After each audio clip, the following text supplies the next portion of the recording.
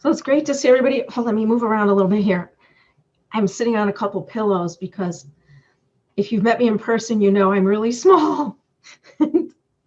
Even on a rather high chair, I'm not quite high enough to reach my desk. So I have a couple pillows under me. So let's see who's here tonight. Oh, wow, we have a nice big group tonight. This is great. A nice group tonight. Let's see who's over here. Now everyone can hear me, I'm sure. From Indiana. Great, great. Tennessee, excellent. So tonight, as you know, is part one of a two-part series about the Battle of Golden Hill. And so tonight, I'm just going to walk you through who the participants were and what it was all about without giving too much away, because tomorrow at 1 p.m. Eastern time, I'm going to go out in a brand new outfit. And look at this. I've just finished it. Here's the sleeve. This is my beautiful new quilted outfit that I will be wearing for you tomorrow. And let's see, give you an idea what the front looks like. It's quite beautiful with a matching skirt. And I tried it all on today. And when you see how huge the bottom is, it is just phenomenally perfect for the 1770s. The bodice fits right against my stays, and then at my waist, it just poofs out in all directions into a massive skirt. It looks wonderful. And I'll be wearing a couple of petticoats under it and a lot of layers, which makes it even bigger because I will be out tomorrow and it's going to be rather cold. So tomorrow we'll walk through the Battle of Golden Hill. And I'll be doing that with my often collaborator, Ariel Viera of Urbanist Live. So that will be streaming tomorrow on Urbanist Live, on the Urbanist Live Facebook page and YouTube page simultaneously at 1 p.m. And I don't know if any of you have seen some of my other collaborations with him. We work very well together. He is an excellent documentarian and we have a really good time. But this is the first time I will be appearing with him as Mrs. Q. So we're going to have, I hope, a wonderful time walking through and commemorating the Battle of Golden Hill. Since none of my reenactor friends wanted to go out and do it with me, I have decided to do it myself. So tomorrow we'll go out and walk through the battle. If you have any questions, please let me know. Let's see. Oh, here's somebody who watches Ariel. I love Ariel too. He is wonderful. And I hope after tomorrow you will become regular followers of his channel because he really is a great city documentarian. He does everything, neighborhoods, food, entertainment. He does a little bit of everything and he goes out every day.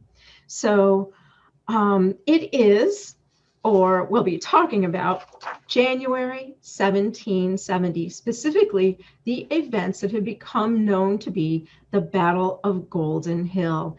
And this was an event that occurred in New York City as a result of soldiers, Sons of Liberty, mischief, drinking, the usual combinations of things we see leading up to the Revolutionary War, blowing things all out of proportion and sometimes to a level of violence. So that's what we'll be talking about. Now, we here in New York do believe that Golden Hill is the, hi to Charles and Deb, hi, we do believe that the Battle of Golden Hill is the first true bloodshed of the American Revolution, because of course everything happens first in New York, and I'll be talking about why we declare it to be the first bloodshed and not that thing that happened in Boston that they claim is the first bloodshed. So we'll be talking a bit about that. Oh, we have a great audience from everywhere tonight. Thank you for joining me. Wonderful.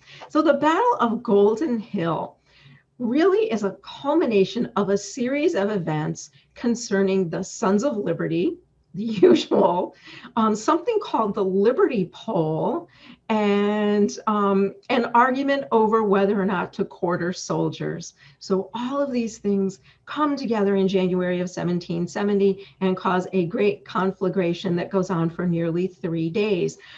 Very impressive as it is in the middle of January and very cold. So the idea that everyone is still out brawling for that period of time in the winter cold is quite impressive, I think, and gives you an idea of the height of the emotion at that time on both sides. So to give you an idea of some of the events that led to this, here in New York City, we had a number of poles on the Commons, which we referred to as the Liberty Poles. And we had a whole series of those poles. The Sons of Liberty would put up a pole and the soldiers would cut down a pole. And we would have a bit of a, argument. And the Sons of Liberty put up another pole and the soldiers would cut down the pole.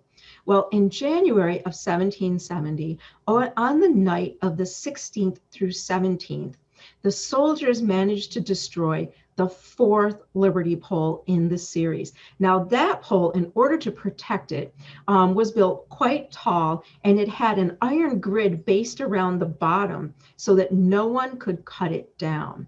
It had on the top a banner that said Liberty, one that said George III, and one that said Pitt in honor of William Pitt, the former Prime Minister of England. So a few days before, the soldiers tried to blow up that Liberty pole.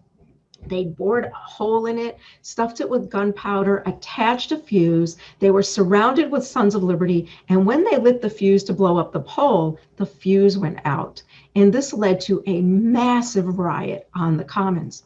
A couple of nights later, the soldiers came out at approximately 3 o'clock in the morning and blew up that pole, cut it into pieces, and left the pieces piled up in front of Mrs. Montaigne's Tavern, one of the Sons of Liberty's favorite places to spend time. So a few days later, the Sons of Liberty issued a broadside condemning the soldiers for their behavior and asking, why should we pay for the support of these guys who do nothing more but drink, brawl, and destroy public property? Which then led the soldiers to put up a broadside of their own around the town. And their broadside is known as God and a Soldier. And I don't know if I have God and a Soldier here for you. Let me see. I have a couple of backgrounds here to share with you. But I don't know if God and a Soldier is one of them. No, it isn't yet. Okay. Oh, to give you an idea, while I'm talking, this is where we'll be walking tomorrow, or where we're going to imagine we're walking tomorrow. We're going to be starting right there at St. Paul's Chapel, heading a bit down the Broadway and then turning left into the town. So we're going to try to imagine this is what it looks like tomorrow. So this is the Broadway of Mrs. Q's time. And you can see down at the end on the right is the steeple of Trinity Church, which was Wall Street. And we won't be going that far at all. Golden Hill is to the left, on the left side of Broadway. So we'll be turning left, going into the Golden Hill area. And I think I also have here for you, I do, a picture of the brawl over the Liberty Pole. So this would be the riot over the fourth Liberty Pole just before it was successfully blown up. And if you take a look, you can see my favorite part of this is someone's wig on the ground. Someone has lost their wig in the brawl, and there's some sort of shovel here. And it's just complete chaos on the Liberty Pole. So this represents the fourth Liberty Pole that was destroyed just before the Battle of Golden Hill occurred. Let me see if we have, oh, my friend Jo Ray Perkins is here. This is wonderful. Jo Ray has not joined us in quite a while, and it is wonderful to see Mrs. Perkins here tonight. Yes, Mr. Reed wants to know if in the Facebook post today that compared Broadway of 1770 with Broadway of today, that is the same St. Paul's Chapel. That church has been standing since 1766. So that is the same St. Paul's Chapel, but a different Trinity Church. So we have the Liberty Pole is finally blown up, and the Sons of Liberty put out their broadside written by Brutus condemning the soldiers and saying, why should we pay for these, drunken, fools who destroy public property? And then a few days later, another broadside appeared. And this is the one that caused all of the controversy. It's known as God. My goodness, what a strange noise. It's known as God and a Soldier. And it starts out on the top. It says, God and a soldier, all men do adore in times of war, but not before. When war is over and all things righted, God is forgotten, the soldier is slighted. And then the soldiers who wrote this went on to condemn the Sons of Liberty, to say they were nothing more than a drunken mob that worshiped a pole stuck in the ground like a religious artifact. It's quite insulting. Well, the soldiers were putting this offensive broadside up in an area of the town. So I have something here known as the Fly Market. And the Fly Market, if you know New York City, is right around where the Federal Reserve is in your time. And that was just an open air marketplace. And they were putting this up around the Fly Market. And two members of the Sons of Liberty ran into them, Mr. Isaac Sears and Mr. Wouter Quackenbos. And they ran into the soldiers. And then a confrontation began between these two gentlemen and the soldiers, where Mr. Sears confronted one of the soldiers and grabbed him by the collar as he was trying to put up another broadside. Mr. Quackenbos grabbed another one of the soldiers, and they asked them why they were putting up such inflammatory remarks around the city, and a third soldier threatened them with his bayonet. At which time, Mr. Sears, and who knows why he was carrying this, you're going to laugh, hit the soldier with a ram's horn in his head. Conked him in the head with a ram's horn. And this began quite a conflagration between that small group of men. Well, a group of local men grabbed the two soldiers and brought them to the mayor's house, in the hopes that the mayor could negotiate some sort of armistice between everyone. Let's see. I'm looking at some of these funny comments. I'm getting over here. And so they brought him to the mayor's house. And by that time, a larger group had grown around the mayor's house, inhabitants as well as soldiers. And they kind of worked things out at the soldiers' house and left.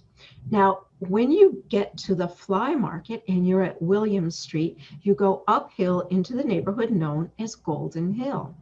And when the group got to the top of the hill at Golden Hill, and by now it's about 20 soldiers and a whole group of citizens, and they started fighting again. This time, the soldiers pulled out their cutlasses and bayonets, and someone yelled, "Soldiers, draw your bayonets and cut your way through them." And they looked at the group and said, "Where are your Sons of Liberty now?" And a massive brawl broke out. The soldiers began attacking the people of the town, the newspaper says, with great violence, cutting and slashing. The citizens used sticks and clubs to defend themselves, as well as items, and I don't know if you still use this word in your time, as well as halberds. Are you familiar with a halberd? It's a farming utensil. It's a very long pole with a scythe at one end and an axe at the other. So some of the gentlemen grabbed their halberds and defended themselves using that. And this continued throughout the day with many cuts and bruises and wounds. Everyone went home, and then the next day, it began again. Now, I'm going to diverge from the story just a few minutes here to tell you that there is something else happening in New York at this time, and that is that my good friend, Captain Alexander Mcdougall, ship captain and merchant, was in the jail. So nearby Golden Hill, Captain Mcdougall was in the jail as a result of a broadside he had written a few weeks before in December, known as "To the Betrayed Inhabitants of the City and Colony of New York," which not only pointed out the bad behavior of the soldiers, but the fact that our corrupt assembly, elected through all sorts of voter fraud the year before, had voted to support the soldiers through the Quartering Act, and by doing so broke the unity of the colonies and made New York the laughingstock of the colonies. Now, when Captain Mcdougall wrote his broadside, it was refuted by the very fraudulent government that had been elected through massive voter fraud, and Mr. Mcdougall found himself revealed as the author and jailed. So while this is going on, Captain Mcdougall is in the jail as well. So everyone in the town is already quite animated over the events of Captain Mcdougal, while the Liberty Pole is cut down and these additional events occur. So you can see how these different events are kind of building on each other to create a great deal of controversy and a great deal of bad feeling between the soldiers and the residents. Now, you might also know that Captain Mcdougal is the leader of the Sons of Liberty and has been known to tar and feather or hang up by the seat of their pants on the Liberty Pole a loyalist here and there. So he and Mr. Sears and Mr. Quackenbos and Mr. Mulligan, who some of you might know, the tailor, are all members of this organization that is antagonizing the soldiers and being antagonized by them in return. This kind of gives you an idea of how this conflict is going in the city at the time, with the rest of us caught in the middle. The rest of us are simply trying to go about our business and live our lives while these two groups are battling it out every day in the streets. Well, the first day of Golden Hill passed, and this is the area of Golden Hill. We'll be walking through that tomorrow. That is John Street Methodist Church, and we will be visiting that tomorrow. Not that building, but that area. So day 2 came around. The sun came up, everyone came out, and it began all over again with the soldiers again attacking residents in the streets. Now, it was at this time that Mr. Q, who himself had gone to the flea market to do some shopping, noticed that a lady who was on her way up the hill to her home carrying a package of fish she'd recently purchased was being harassed by soldiers, and that one soldier took his bayonet and stuck it through her cloak and miraculously did not hurt her, as she was wearing so much padding, as you'll see I'll be wearing tomorrow. The bayonet did not hurt her, at which time Mr. Q and a number of other men came to her aid and assisted her in entering her home. But Mr. Q did remark that after they walked away and she was closing her door, that the soldier was still attempting to push his bayonet through her door as she was closing and locking the door behind her. So it was extremely violent the second day as well. Mr. Q said that he noticed that one gentleman had his face slashed and 2 teeth broken from being hit with a bayonet in the mouth. So he was slashed and had a couple of teeth broken. And Mr. Q said, had he not been standing in a doorway and able to back into the door frame, that he likely would have been bayoneted through his head and killed by the soldier. So as you can see, this continued for a while. Soldiers were injured, residents were injured, and eventually the mayor, the aldermen, and the commanders of the soldiers were able to work out an agreement, and it all came to a close. Now, we believe that the Battle of Golden Hill, which occurred January 19th, 1770, is the first true bloodshed of the American Revolution, because you may know that that other first true bloodshed did not occur until March 5th, 5 weeks later. Therefore, we know New York's Battle of Golden Hill was indeed the first true bloodshed of the American Revolution. As usual, the Bostonians stealing what we have done first in New York and claiming to have done it first themselves. And I am aware that that engraving done by Mr. Revere, which, by the way, is not at all the truth of what happened, but became very well known and famous, has made everyone in your time believe that the Boston Massacre was first. But now you know the Battle of Golden Hill is the first true bloodshed of the American Revolution, as New York does everything first and does everything best. So do you have any questions or comments that you'd like to clarify before we go out tomorrow and walk the whole route and talk about the events of Golden Hill? Voter fraud. Oh, my friend from Setauket is commenting on the voter fraud. Well, it may very well have occurred out there as well, sir. Well, you know, the voter fraud of 17 and 69 was quite interesting, in that we had gentlemen, perhaps who lived in one ward of the city, yet had a business in another ward, vote in both wards of the city.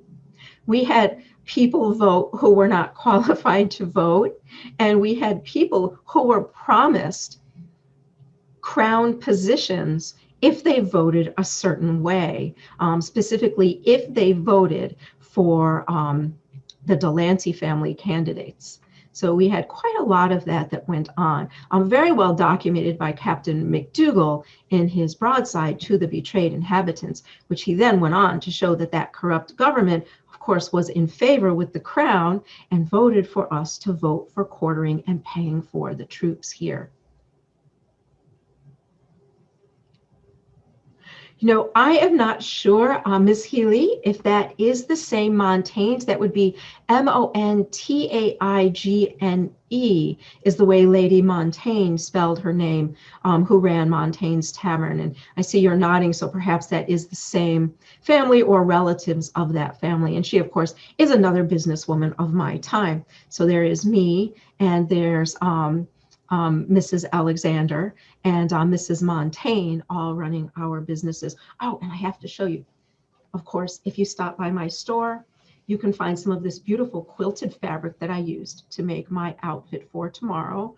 Always on sale at Mrs. Q's, the loveliest fabrics for all the ladies of New York, for their dresses and for their, relaxing robes like I'm wearing today, and for petticoats and caps and whatever else you might need them for. Always the finest fabrics at Mrs. Q's shop: linens, silks, quilted, cottons, wools, whatever you might be looking for. And of course, other incidentals, perfumes and jewelry, hair pomade, powder, and all sorts of other things ladies might be looking for at Mrs. Q's.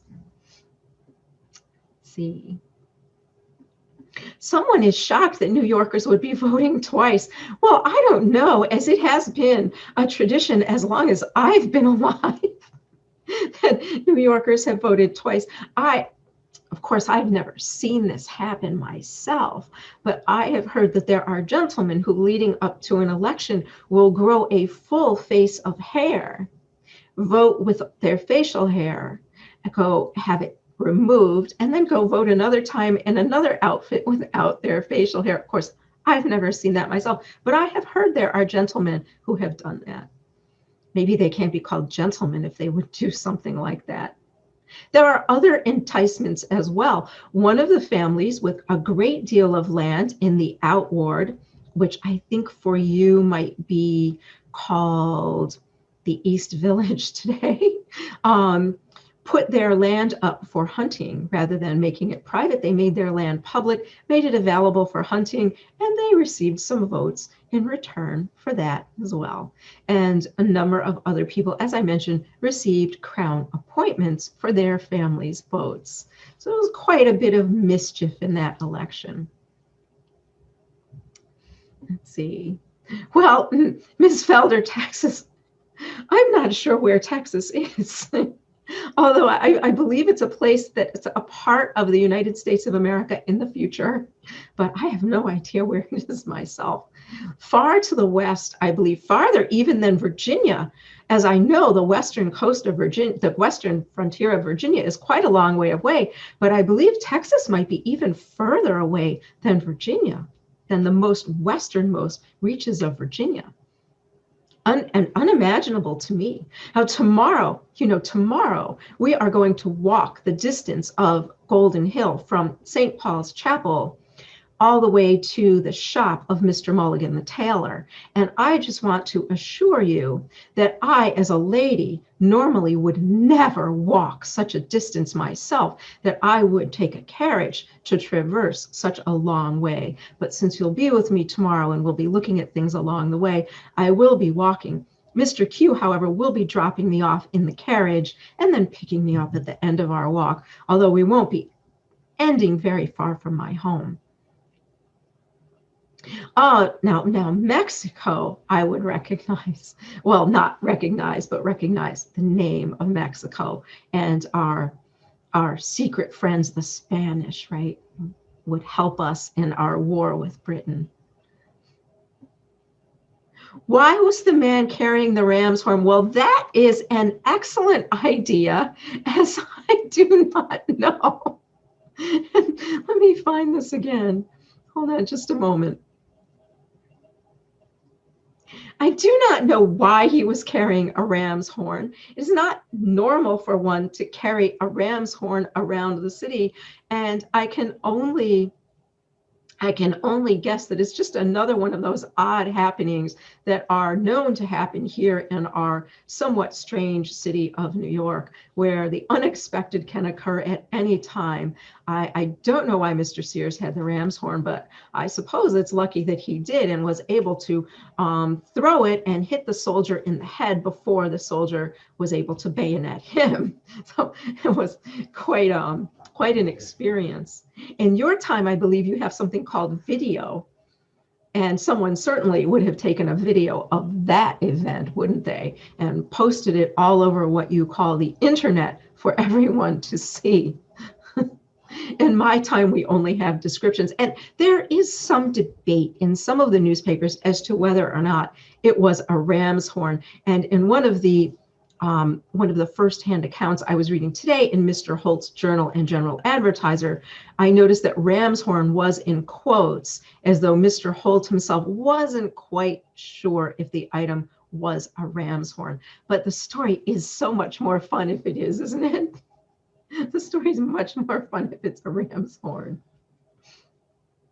Let me see if we have, let's see, part of New Spain, yes. And, uh-oh, it sounds like Mr. Q. I think Mr. Q is experiencing technical issues off in that direction there, so just forget about that. Well, Boston may think they're the center of the universe, but everyone knows that New York is far superior to Boston. Boston is just a little backwards provincial farming town. Boston, oh, I just don't even want to get started. You know, Boston is where the idea of a Yankee Doodle came from. You know, the song, Yankee Doodle went to town riding on a pony. Those are the people from New England, from Massachusetts, that a Yankee Doodle goes to town, to Boston, riding on a pony, puts a feather in his cap and calls it macaroni. In other words, the feather in his cap makes him believe he's a macaroni, which is a very high class, high-end dressed gentleman. So the idea is that they're such Yankee Doodles that they believe a feather in the cap is everything. So those are the Bostonians. You know, you just do not have the fashion or society or music or theater that you find here in a civilized city such as New York. Why have you not? Mrs. Perkins would like to know why you haven't heard of Golden Hill before. Well, I think it may be Mr. Revere's engraving and the fact that the Bostonians were far better propagandists than we were here in New York, or that we have been here in New York.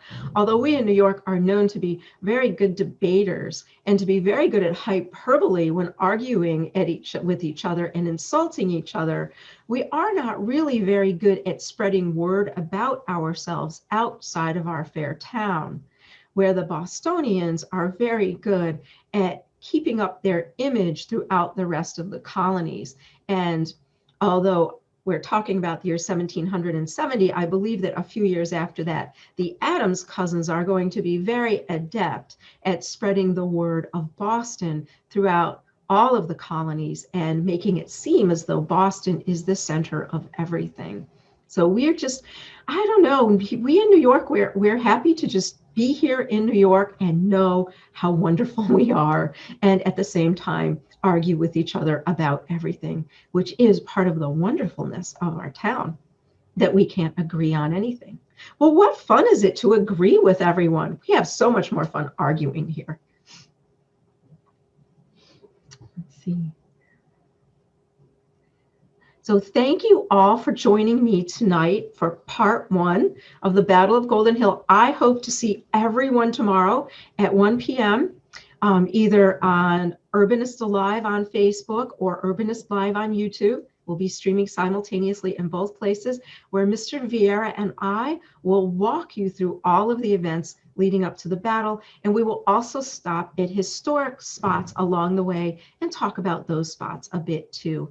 And you will get to see my enormous skirts tomorrow, even bigger than the ones you have seen me wear previously. So prepare yourselves for the billowiness of my skirts tomorrow. And I hope to see you all tomorrow. You can also, of course, ask questions along the way. Mr. Viera will be reading all of your questions, but he will pass them on to me accordingly. So feel free to comment and ask questions tomorrow. So see you all tomorrow. Have a wonderful night. Rest well. And I will see you tomorrow at 1 o'clock my time, whatever time that translates to yours. Thank you for joining me. See you tomorrow.